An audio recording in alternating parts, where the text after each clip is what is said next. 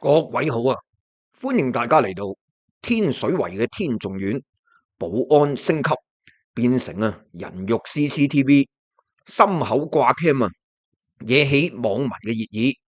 大律師拆解私隱陷阱關注組，我係 Water， 啱聽啱睇嘅朋友記得幫手訂閱 share， 仲有建設性留言同埋加入會員，等我呢個 channel 可以做得更加好。咁如果想問大家，你哋住緊嘅屋苑，如果突然之間呢啲保安員心口上邊好似警察咁樣有一個 CCTV， 又會唔會好影響到你呢？即係可能佢要得到業主嘅同意，佢先至會開 cam 都好啦。但係就掛住咗呢個 cam 喺個心口嗰度，會唔會呢就覺得啲私隱會受到影響，或者就好冇安全感呢？咁大家都可以講下。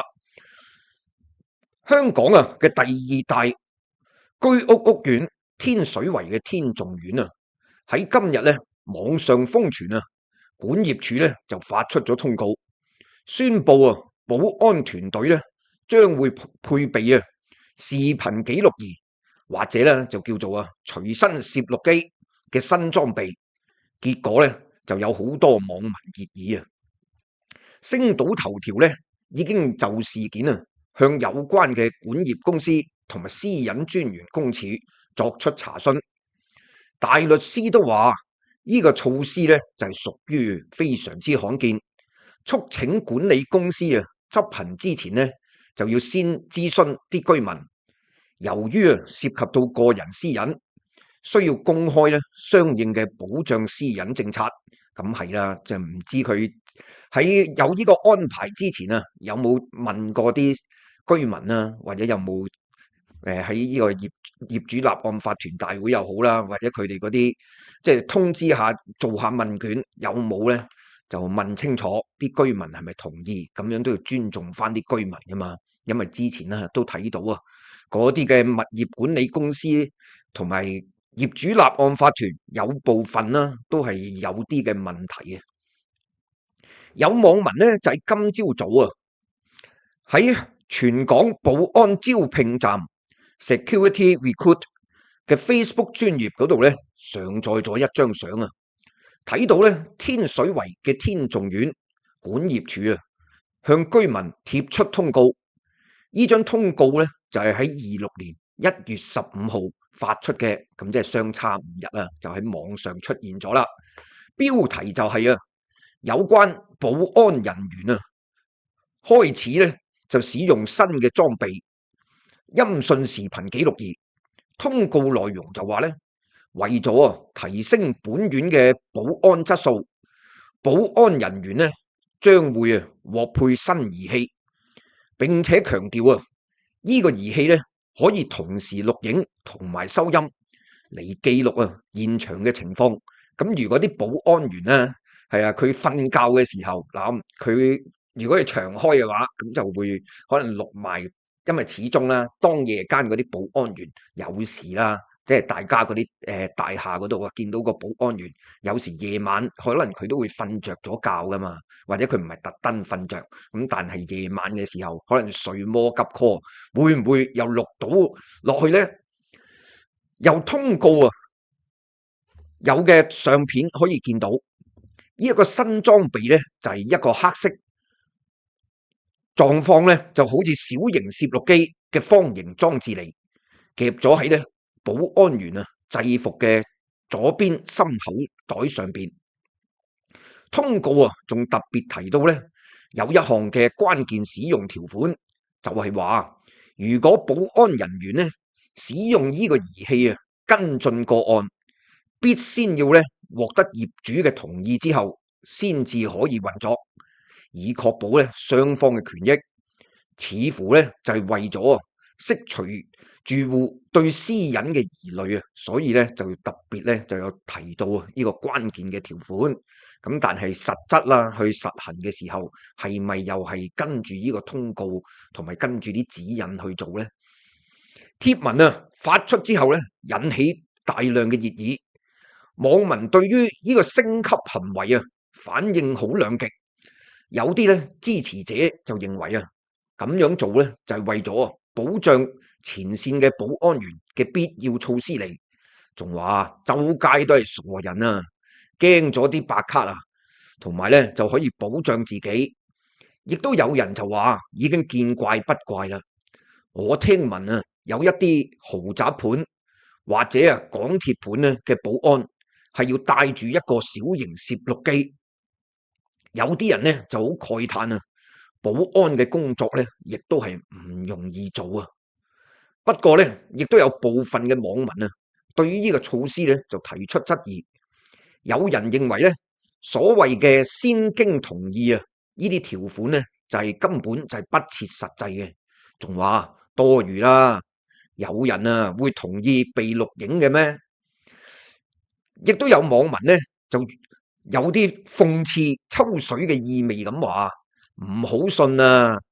要用嘅時候咧就會壞機，冇用嘅時候就會影實你。咁我哋睇到好多嘅新聞啦，可能牽涉到一啲嘅屋苑啊，或者一啲嘅公共交通工具啊嘅時候，可能發生咗啲意外啦，或者發生咗一啲爭議事件嘅時候，咁又唔知點解咧？有關當局啊，就係咁啱得咁巧，就係話個 CCTV 咧就係壞咗，一係就冇電，好多嘅原因啊，都係話影唔到啦。有需要嘅時候唔知點解啊。咁但係即係都有部分嘅網民咧就擔心啊，呢啲儀器咧就會選擇性咁樣俾啲保安員使用。咁亦都有網民啊，實際咁擔心啦。咁樣啊，因為添加咗一啲嘅攝錄器材啦，會唔會啊就係意味住咧又要加管理費咧？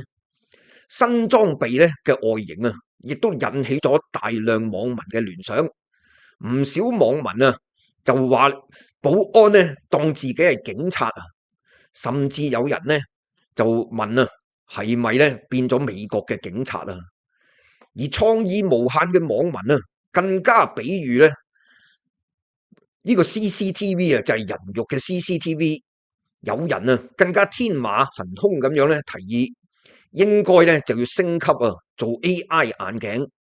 除咗啊錄音錄影之外咧，住戶啊嘅人臉偵察有冇咧可疑嘅人士啊惡意分析等等，甚至乎啊幻想啲儀器咧，好似電影啊賭俠裏邊侯賽因啊嗰部機咧，可以分析條友啊幾多成咧就係好人，幾多成就係壞人，哈哈咁樣話。咁啊侯賽因咁嗰陣時啊，阿劉德華喺度睇緊啲啤牌，咁樣之後就話幾多個 percent 就係七，幾多個 percent 就係 Jack 咁樣啊嘛，即係分析佢係好人壞人啊。咁但係我哋聽翻咧一啲專業嘅意見啦。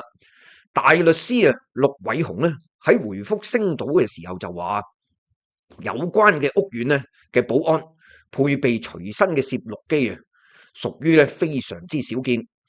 措施咧需要滿足啊多個嘅條件，先至可以符合啊私隱條例。除咗啊被拍攝者需要知道咧，獲得通知佢係被拍攝，屋苑啊嘅管業處咧，亦都需要制定啊同埋公開佢嘅儲存同埋處理有關資料嘅政策啊。好似咧啲咩人啊有權就可以取閱有關嘅資料咧？去到咩時間又會銷毀咗啲記錄佢咧？保存期又係幾耐咧？會唔會啊定期作出檢討？呢啲咧全部都要公開啊！做得晒呢啲咧，先至算係符合私隱嘅條例。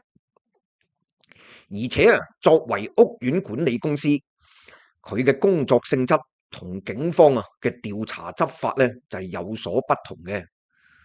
點樣啊需要咧？例如啊，警員咁樣引入隨身嘅攝錄裝備，需要咧有足夠嘅理由啊去說服啲居民。而且由於咧事件啊係涉及到個人私隱，一定咧就要同居民交代清楚啊。有啲咩原因咧驅使佢哋啊就要用呢啲嘅新措施咧？佢咪就係話保障啲住戶嘅安全，係咪咧有啲乜嘢啊就會發生咧？同埋啊，用一般嘅保安措施係咪已經唔夠咧？六大狀就認為啊，實行之前咧，亦都要啊先充分咁樣諮詢居民嘅意見嘅。咁我哋繼續睇落去啦，係啊，睇下佢呢個管理公司點樣去交代啊，因為真係都比較特別少少，有網民就 show 埋張通告出嚟。咁翻查資料顯示咧，位於天水圍嘅天頌苑啊，一共咧就有15棟嘅樓宇，6080個單位，係全港啊第二大嘅居屋屋苑嚟嘅。咁啊嗱，如果咧天頌苑啊，佢係即係到實施啦之後啊，會唔會其他嘅居屋屋苑都係相繼咧就會實施，會裝咗呢啲嘅 CCTV 喺個保安員身上咧？咁就要我哋拭目以待，繼續去睇落去啦。咁但係啊，就個問題啦，都係有部分嘅市民咧，都係相當之擔心啊。嗱，有網民就話有個問題啦。